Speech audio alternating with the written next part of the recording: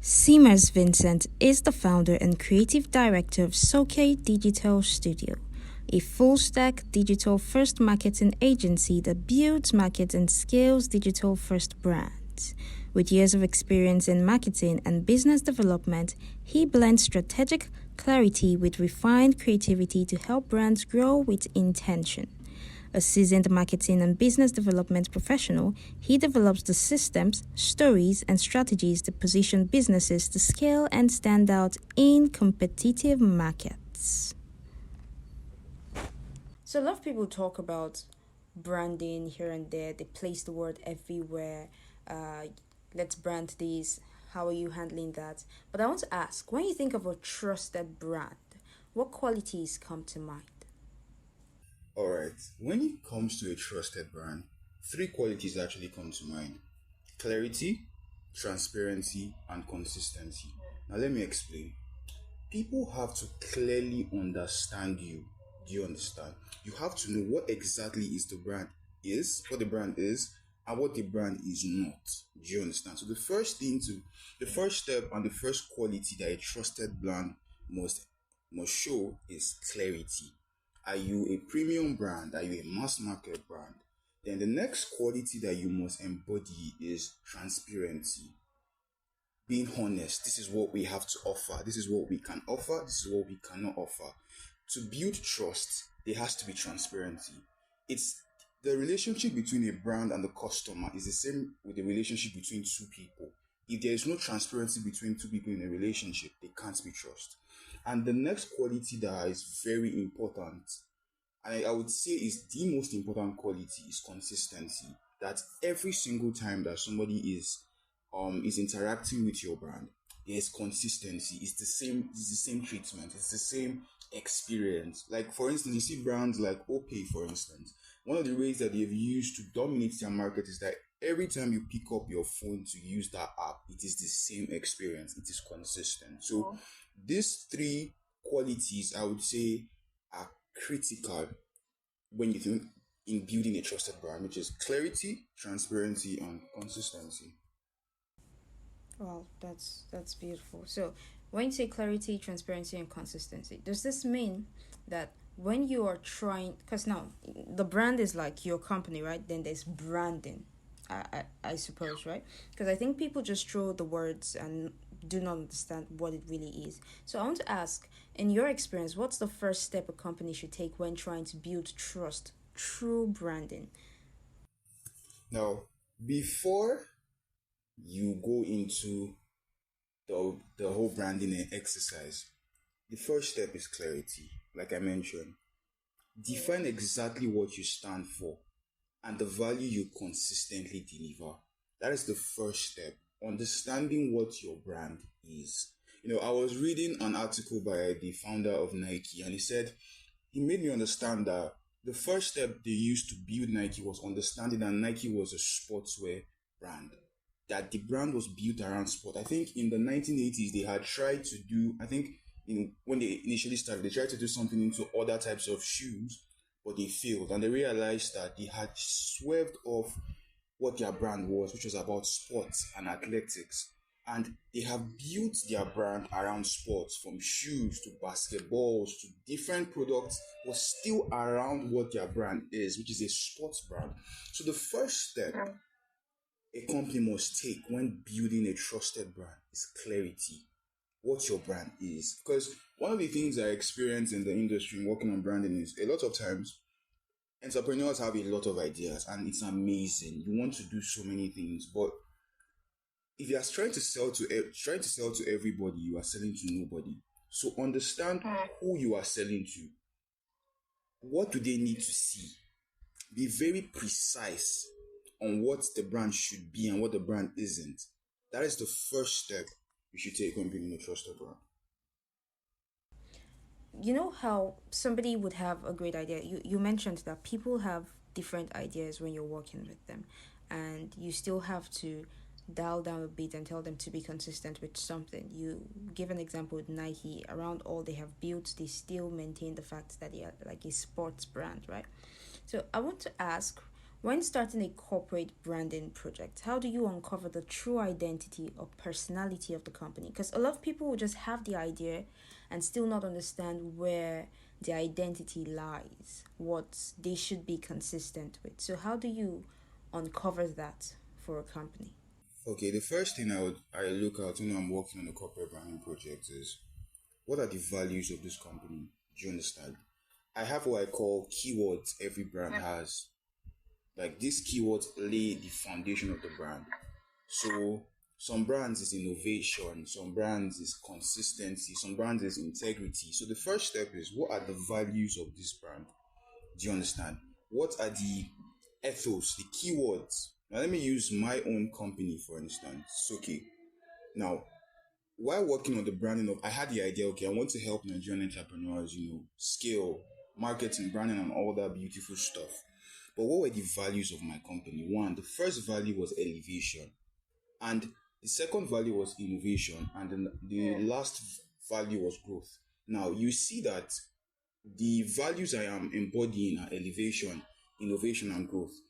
That was what inspired the name Soke, because Soke literally means elevate in Yoruba. So the first step in I would do when starting a corporate branding project to understand is what are the values that this brand needs to embody. What is this? What are we trying to communicate to people? Then the next step is who am I selling to? Because you need to be consumer centric. You need to be customer centric. It's not about what you want to sell. It's not about what you feel is best. It's not about you as the entrepreneur. It's about the customer. Because the way you would brand for a Gen Z audience is different from how you would brand for maybe a boomer audience. Do you understand? They want to hear different things. They want to see different things. So when you understand the values that your company needs to embody, the next step you need to understand is who am I selling to? Because it's about the customer. It's not about what you feel is best, about what the customer needs to, needs to see. Then what you sell. What is the person selling? What products are you selling? Like you cannot use a certain kind of branding for a certain kind of product. Do you understand? So for instance, if you are selling a mass market product, you cannot try to sell a luxury type brand. And it's something that we see consistently in the Nigerian space, where you have people who sell basic products calling it luxury, and you see that there's this clash. So the next step is understanding what you sell.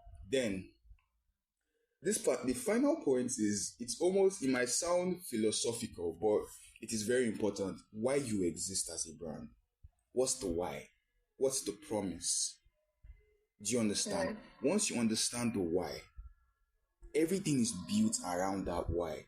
Why do we exist? Okay, we exist to empower women, and that is why we are a women's wear brand. So you see that the brand is built around empowerment.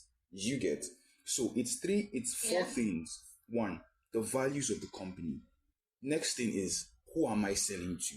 The next question you ask yourself is, what am I selling? And the last and the most important question is, why do we exist as a brand? So yeah, those are the points I'll look at when I'm starting a corporate branding project. I love the way you spoke about values, right? It just makes it very clear. And then you brought it down to understanding why the brand should exist. That would uncover their true identity, because you want to know what you're solving for, and that would just give better clarity to what you stand for and why you should even stand for it in the first place. And that's beautiful. So I want to ask, do you think emotions play a really big role in whether people trust a brand or not? Emotions, yeah, is the foundation of everything. Like it is the most important factor. In fact, when I'm working on branding projects, I the major parameter I use to judge whether the designs are right, whether the messaging is right, is how does it make me feel? Because people feel before they think. Do you understand? We make buying decisions based on how we feel, then we justify it with logic. So it is not logic before emotion, it's emotions then logic. Do you understand? Emotion is the first filter. So if a brand makes you feel safe, understood, valued, Trust forms long before logic even kicks in. You just automatically trust them because of the emotion. It's the same reason why you would meet someone today. Maybe you just met this person and they sweep you off your feet with the right emotions, and you just met this person today, but for some weird ass reason you feel you can spend the rest of your life with this person. It's the same thing in Oh, wow. it's the same thing in branding. I always say this thing that marketing and branding is like dating. It's this the same principles apply to both. So it's about the emotions, about how people feel about your brand.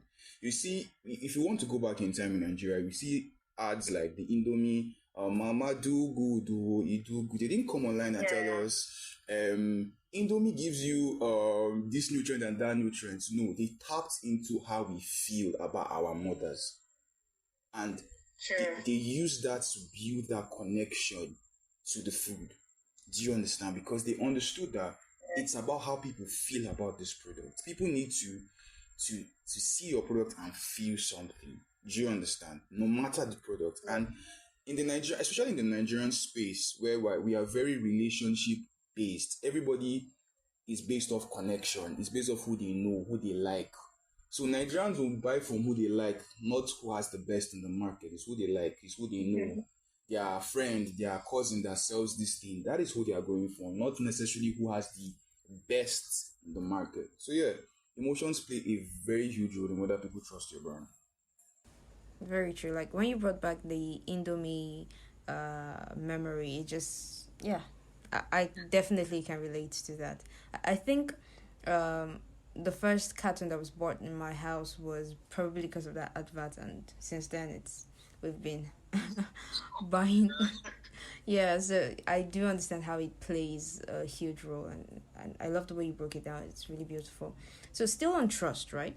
How important is a company's culture in influencing their brand trust? For instance, you help people with branding, right? And I believe that you also get a sneak peek into how their culture is. So, how do you think that influences the brand trust? It's a very critical aspect of the brand trust. Now, let me explain something. In the business ecosystem, there are three B's that I work with. There's brand, business, and behavior. The brand is the personality of the business, while the behavior is how the company shows up. Now, the brand can only be consistent when the people internally are a reflection of what the brand is.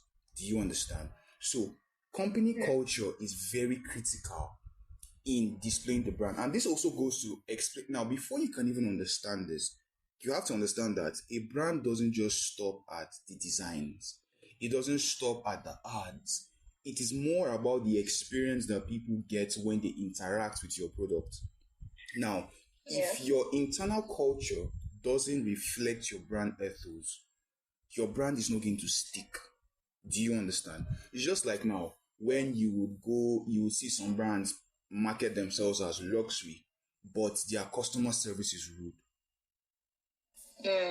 That is not luxury. Do you understand? So if you don't have an internal culture that is a reflection of your brand experience, your brand is not going to stick. It's going to be like, it's going to feel like a lie. Do you understand? So internal culture is a very, very critical element in branding. In fact, it's one of the things I always speak to clients about. That I There's something I call in my company. I call it the Soke way. There's a way we do things. Like for instance, now we have company phones that we use for documents and everything as one of our brand touch points. Internally, you can't send a document to me without using that font. If you don't use that font, I won't acknowledge it. You have to use that font. And what that has done for my team now is whenever we need to send a document outside, I don't need to cross-reference it because this is something they do on a daily basis. It's part of our culture that when we are now meeting people on the outside, it reflects organically. We don't even have to force it. Do you understand? So that is the role internal culture plays in branding. Wow, that's profound, really. That's profound. I love the fact that you shared an example of how it can strengthen, brand's public identity using your brand, showing that you now sort of have a consistent way of presenting yourself to your client because you do that internally already. And That's just beautiful, really. So, what would you say is certain mistakes that companies make in branding, and you've seen this over and over again, and it's like nobody's learning. They keep making the same branding mistake. Okay, so mistakes I would see, and I would look at the Nigerian. I'll use the Nigerian, limited to the Nigerian industry, for instance. First things first, not having solid brand names. There's a difference between your company's name and your brand name. Let me give an example. You have the transnational corporation, but you know them as Transcorp. You see that there's a catchier version of the name. You have companies like Promasidot, but you don't know that they are the ones behind brands like Cowbell, Top Tea. You see that yes, they have their company names, but they have catchy brand names that stick and become part of culture. So the first mistake I see is not having catchy brand names, and the most important one that really icks me is imitation. Now in Nigeria, we have what I call a copycatism mentality. Once one person is doing something in a space and it works for them, you will see like 20 other brands who would just be a direct imitation of that brand. They might just change one word, maybe some word, or maybe a color or something, but this brand and this brand are basically the same. I feel that more business, not just feel, I know that more companies need to be authentic in their branding, to have their own voice. Do you understand?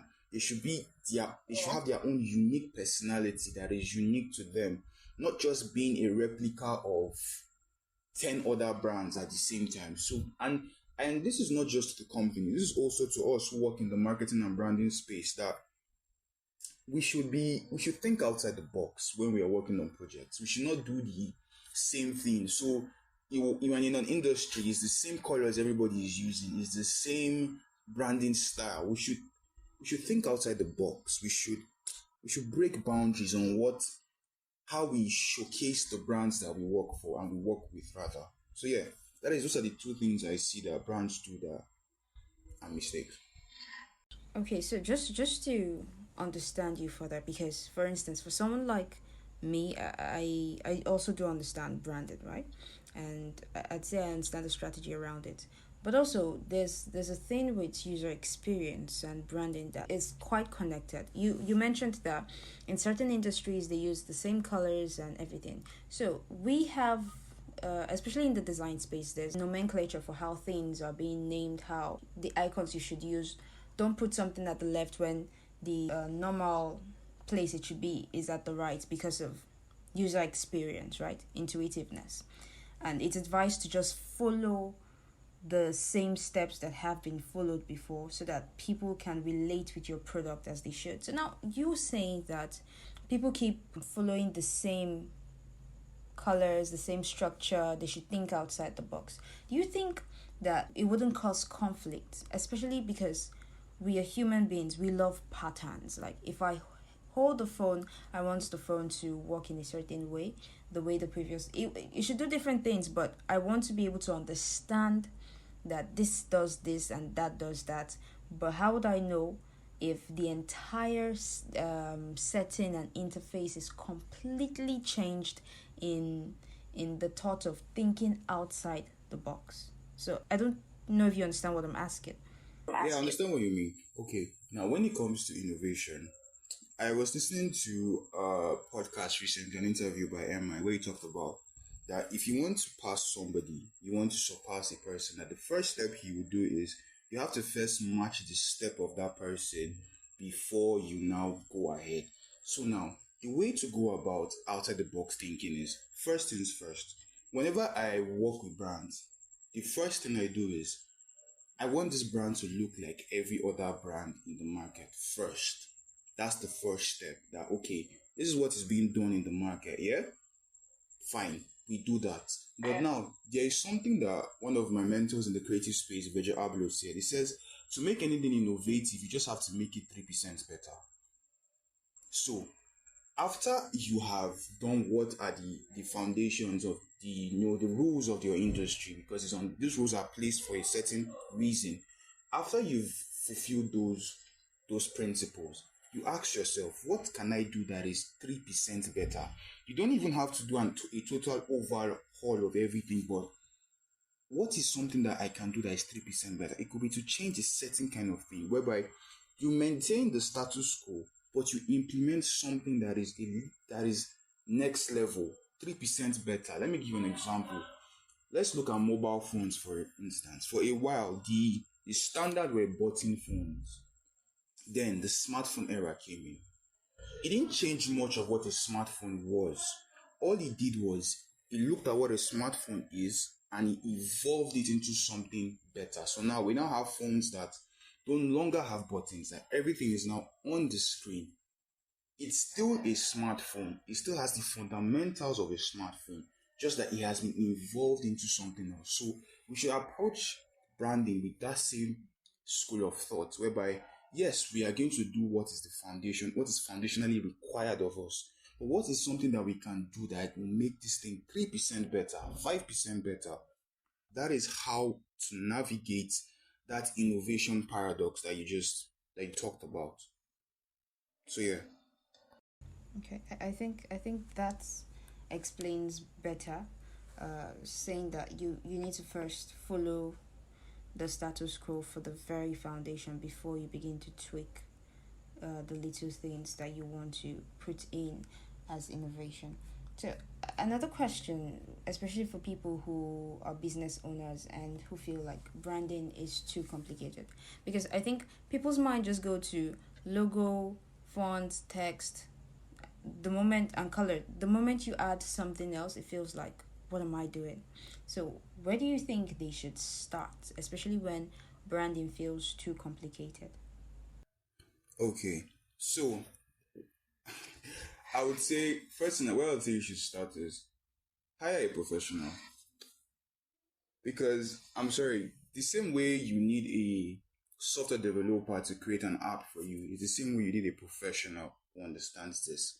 So we need to start to see branding as something that is an investment, not an afterthought.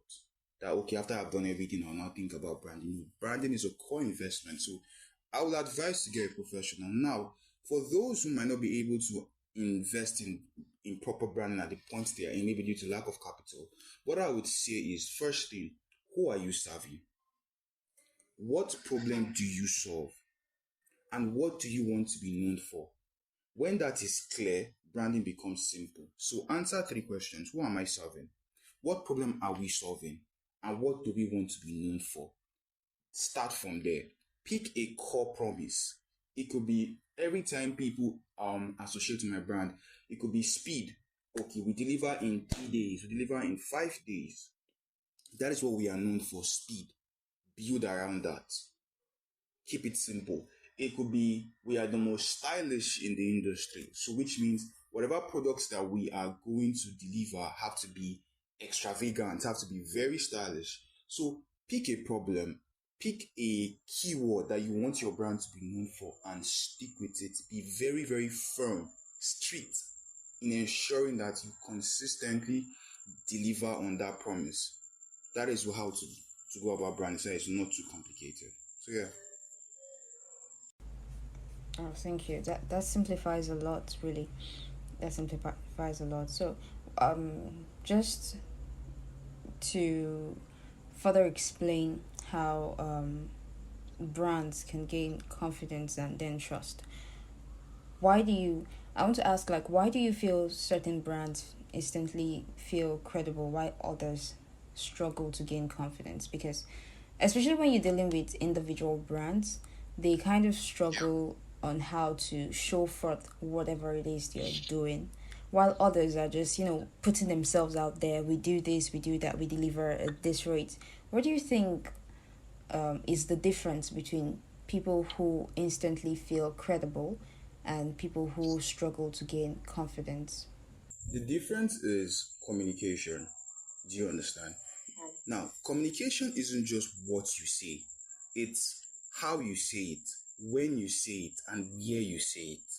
That is the difference between the brands that are credible and the brands that are not. So, the first step is as a brand, what are you communicating to people? When someone associates you, when someone interacts with your brand, what are they getting? and how is it being communicated. Do you understand? And the how goes to things like the brand touch points, things like your digital footprint, social media, your website, your customer experiences. These come to be the how of your brand, how it's being communicated, and the when it's being communicated, and the where, because these factors affect the credibility of your brand. It's how you communicate.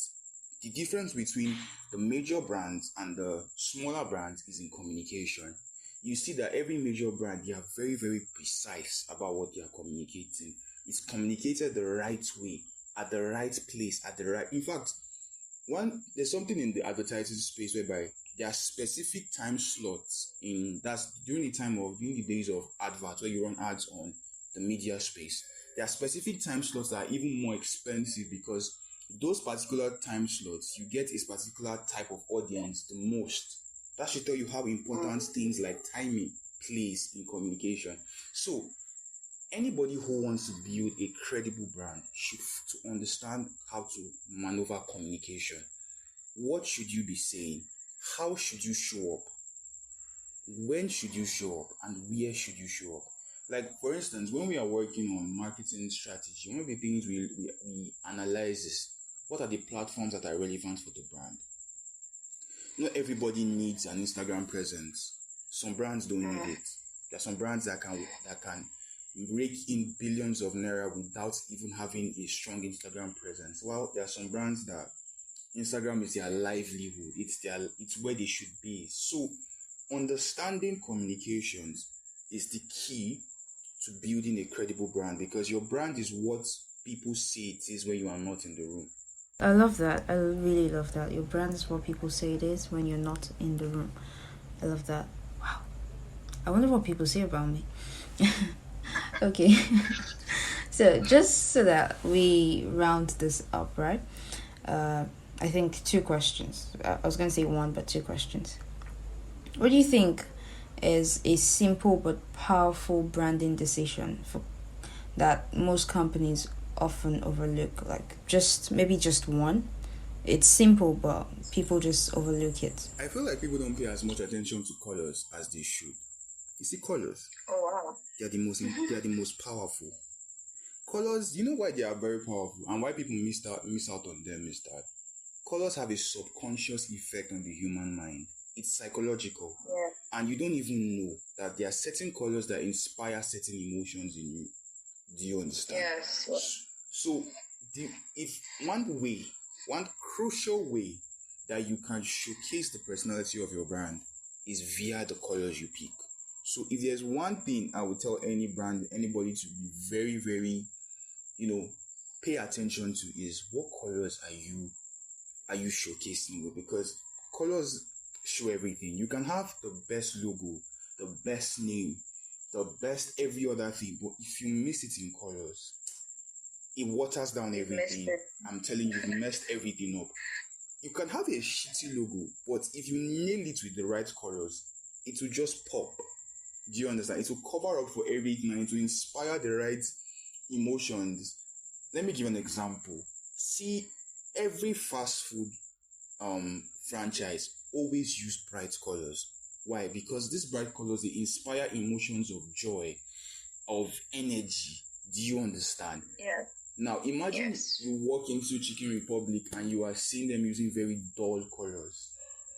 You will not be motivated to buy as much as you want to buy. Now this thing is as subconscious. You said? I probably won't buy. Exactly, because these things are subconscious. Now imagine you walk into a luxury restaurant somewhere in the heart of Abuja or in Lagos Island and you are seeing very bright and tacky colors.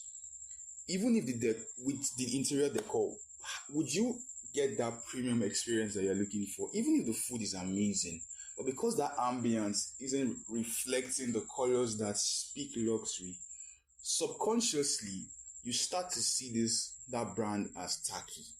So one major thing I would tell anyone to look out for is the colors of their brand. Oh, that's truly simple, and you've just shown how powerful it is. So I think this will be my last questions. So, what's one principle you believe every business, small or large, should follow to build a trustworthy brand? One principle: consistency and reliability. It's easy. It's the same. It sounds like it sounds cliche almost, but it is. It never fails. Be consistent. Define what your brand is and be consistent with it. Do everything you have to do to be consistent with it. If your brand is a premium brand, is a mass market brand, be consistent with it. Pick a brand promise and be consistent and reliable on that brand promise. It's as easy as that. It's what keeps people loyal, that they know that every time I walk into this particular brand, I know what to expect. I know that they're going to deliver this service at this rate, at this level of quality. And that is what keeps brands open for 20 years, 30 years. Let me give you an example. Transcorp Hilton, for instance. If you grew up in Abuja, you probably went to Transcorp Hilton as a child. Now we are now adults. You will still go to Transcorp Hilton, and it's still the same experience since your childhood down to now. And that is why they are at the peak of hospitality, because of the consistency in experience. 10 years from now, they are still going to be consistent in delivering exceptional services. That is the key to building a credible brand: consistency. So, yeah. Wow. I think you just gave a branding 105. I wouldn't say 101. I'd say 105. Really, thank you so much. You broke down principles, simple things that people often overlook, and I think it's really beautiful that these things can be really simple but yet powerful. And you know how our minds work, we want complexity, we want to be told to do this, to do that. Meanwhile, what we really need isn't the simple things that would actually help our brands grow. So thank you so much for coming on to Ruti Speaks. I'm so glad I got to speak with you, and like Soke Studio, and yay. So I'm excited. Thank you very much. It was really nice to have you.